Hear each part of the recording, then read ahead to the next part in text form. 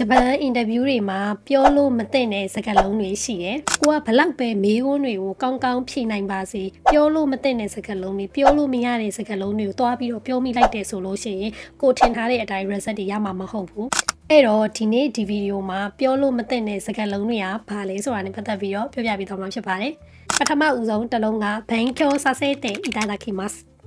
အဲ့တော့ငါကတော့လေးလာတင်ယူပါမယ်ဆိုတဲ့အဓိပ္ပာယ်ပေါ့နော်အဲ့တော့ဒီအလောက်ကကုမ္ပဏီကကျမတို့ဒီကြောင်းမဟုတ်ဘူးပေါ့နော်ကြောင်းမဟုတ်တဲ့အတွက်ကြောင့်မလို့ကိုကလေးလာတင်ယူခြင်းကိုလက်ခံပါမယ်ပေါ့နော်အဲ့လိုမျိုးစကားလုံးအတုံးလုံးသွားပြီးတော့သုံးမိလိုက်တယ်ဆိုလို့ရှိရင်တစ်ဖက်လူကကုမ္ပဏီဆိုတာကြောင်းမဟုတ်ဘူးလို့ငါကနင်တို့တင်ပေးရမယ်ကုမ္ပဏီကလူတွေအကုန်လုံးကသူ့ကိုဝိုင်းပြီးတော့တင်ပေးရမယ်ဆိုတဲ့ပုံစံမျိုးဖြစ်သွားစေနိုင်တယ်ပေါ့နော်အဲ့ဒီအတွက်ကြောင့်မလို့ကျမတို့ကဒီလိုမျိုး Bancho Sasete Itadakimasu ဆိုတဲ့စကားလုံးမျိုးကိုမပြောဘဲနဲ့အဲ့ဒီအစားပေါ့နော်ကျမတို့ကဒီခိုကန်ရှိနာကာဒမာနာပိတိုက်this ပေါ့နော်ကုမ္ပဏီကိုဒီပို့ပြီးတော့ကောင်းအောင်လုပ်ရင်းနေပေါ့နော်ကိုကကိုလည်းလေးလာခြင်းပါတယ်ဆိုတဲ့ပုံစံမျိုးပေါ့နော်အဲ့လိုမျိုးလေးပြောင်းပြီးတော့လှည့်ပြောတာကောင်းနေပေါ့နော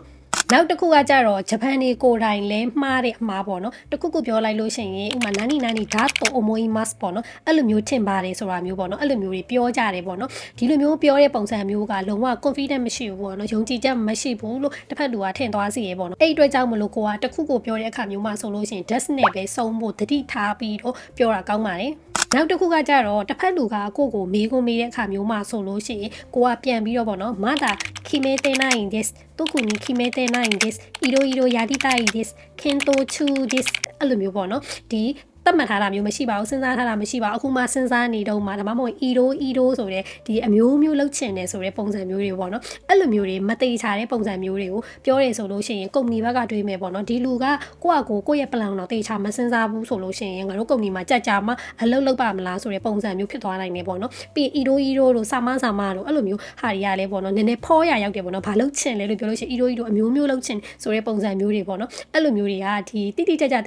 မရှိတဲ့ပုံစံမျိုးတွေဖြစ်တဲ့ကြောင့်မို့ဒီလိုမျိုးသုံးတွေကိုမပြောသင့်ဘူးပေါ့နော်အဲ့လိုမျိုးတွေပြောလို့အရင်နှစ်တွေတော့ငါဂျပန်မှာအရန် hit ဖြစ်သွားတဲ့ဒီသတင်းလေးတစ်ခုကိုပြန်ပြီးတော့သတိရမိတယ်ပေါ့နော်総理の口癖は様々なんですよ。様々な議論とか様々な意見と総理がおっしゃるとき、大体ごまかすときなんですね。私との質疑では様々な議論、様々な意見という言葉は封印していただきたい。これをまず申し上げておきます。さまざまな、その失礼、さまざまと言っちゃいけなかったです。ごめんなさい。はいはい。さまざまな議論がこれ、さまざまであり、我が国の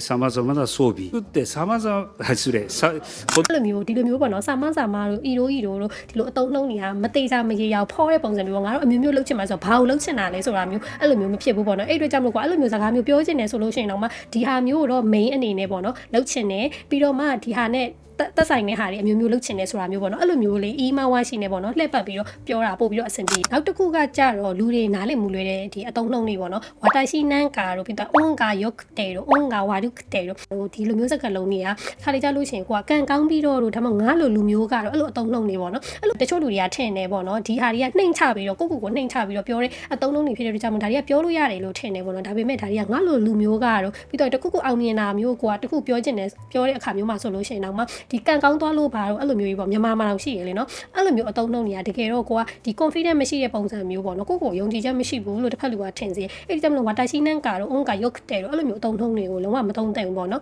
ပြီးတော့နောက်တစ်ခုကဒီရဲ့ဒီ opposite ပေါ့နော်ဝါဒုတဲ့ဆိုတဲ့ဒီစကားလုံးဆိုလို့ရှိရင်လည်းတခုပြောလိုက်တဲ့ခါကျရင်ကန်ဆိုးပြီးတော့ဒီလိုဖြစ်သွားတာမျိုးဒါလက်တွေ့မဆန်အောင်ဆိုတဲ့အတုံးနှုံတွေပေါ့နော်အဲ့ဒီကြောင့်မလို့ဒီလိုမျိုးပေါ့နော်နန်းကာတော့အုံးကယုတ်တဲ့တော့အုံးကဝါဒုတဲ့တော့အဲ့လိုစကားလုံးမျိုးတွေ interview မှာလုံးဝအောင်ရှောင်ကျင်တဲ့နေပေါ့နော်နောက်ဆုံးမပြောတဲ့စကားလုံးတွေကဘာလဲဆိုလို့ရှိရင်ကျမတို့ဒီဝါကမွန်တို့ရဲ့ခိုတိုးပါတွေပေါ့နော်ဒီလူငယ်တွေတုံးတဲ့အတုံးနှုံတွေဒီအပြင်မှာလဲပေါ့နော်ဒါတွေကလူငယ်ရဲ့အတုံးနှုံတွေလို့မထင်မဲနဲ့ဒီကိုယ့်ရဲ့ပါဇက်ကနေပြီးတော့နော်ရုပ်တရက်ကြီးထွက်လာတာမျိုးတွေဖြစ်တတ်တယ်ပေါ့နော်ဒါပေမဲ့ interview ဖြေတဲ့အခါမျိုးမှာဆိုလို့ရှိရင်ဒါလူကြီးတွေလည်းပါတယ်ပြီးတော့လို့ရှိရင်တချို့တွေကကိုယ်တက်ငယ်တဲ့သူတွေလည်းရှိကောင်းရှိလိမ့်မယ်ပေါ့ဒါပေမဲ့ကိုယ် interview မေးတဲ့လူတွေဖြစ်တဲ့ကြောင့်မလို့ကိုယ်က respect ရှိနဲ့ပြောရမယ်ပေါ့နော်အဲ့တော့ဒီဝါကမွန်တို့တုံးနှုံတွေတော်တော်များများ interview မှာကြားဘူးကြားတဲ့စကားလုံးတွေကဘာလဲဆိုလို့ရှိရင်ဥမာမကြည့်တဲ့တို့ပေါ့နော်ပြီးတော့လို့ရှိရင်မေချတို့ပြီးဘူချက်ခဲတို့ပြီးတေယူကာတို့ပုတ်ကတော့ပြီးတော့ရာဘရီတို့ပြီးတော့နာဒူခိုတိုဒစ်နဲတို့ဘာလို့အဲ့လိုမျိုးပေါ့နော်ဒီလိုမျိုးစကားလုံးတွေကလူငယ်တွေကြားမှာပြောရင်းနေပေါ့နော်ပေါ်လာတဲ့စကားလုံးတွေဒါပေမဲ့ဒီစကားလုံးတို့တချို့တွေကဒီပုံမှန်တိုင်းပေါ့နော်လုပ်ငန်းခွင်တွေမှာလည်းကြားပူးကြတာရှိလိမ့်မယ်ပေါ့နော်အဲ့ဒီစကားလုံးတွေတကယ်တော့ဝါကမွန်တို့စကားလုံးတွေဖြစ်တဲ့ကြောင့်မလို့